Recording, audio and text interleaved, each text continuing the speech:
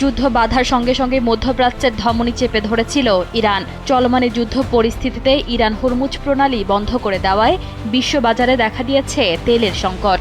তবে তেহরান এই যুদ্ধ পরিস্থিতির মধ্যেও বাংলাদেশ সহ ৬টি দেশের জন্য এই পথ উন্মুক্ত এবং নিরাপদ রাখার নিশ্চয়তা দিয়েছে। বাংলাদেশ ছাড়া বাকি ৫টি দেশের তালিকায় রয়েছে ভারত, চীন, রাশিয়া, পাকিস্তান এবং ইরাক। ইরানের পররাষ্ট্রমন্ত্রী সৈয়দ আব্বাস আরাগচি জানিয়েছেন, আইআরজিসি সিদ্ধান্ত নিয়েছে মিত্র দেশগুলোর বাণিজ্যিক জাহাজে কোনো হামলা হবে না। এমনকি যুদ্ধের চরম উত্তেজনার মাঝেও এই দেশগুলো সুরক্ষা পাবে। ইরান মূলত যুক্তরাষ্ট্র ও ইসরায়েলপন্থী দেশগুলোর ওপর এই অবরোধ দিলেও বন্ধু দেশগুলোকে এর বাইরে রেখেছে।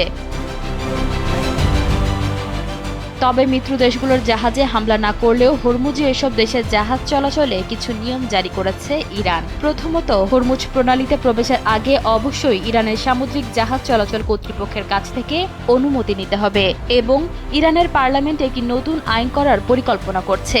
এই আইন পাশ হলে হরমুজ প্রণালী দিয়ে চলাচলকারী সব বিদেশি জাহাজকে নির্দিষ্ট পরিমাণ টোল দিতে হবে।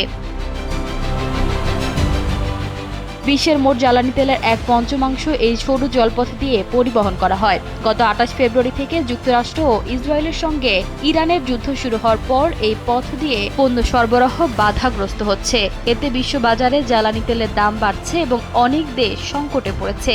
ইরানের এই সিদ্ধান্তের ফলে বাংলাদেশের মতো দেশগুলো জ্বালানি আমদানির ক্ষেত্রে বড় ধরনের অনিশ্চয়তা থেকে রক্ষা পেতে পারে বলে আশা করা হচ্ছে। ইশিতা আক্তার, সময়ের আলো।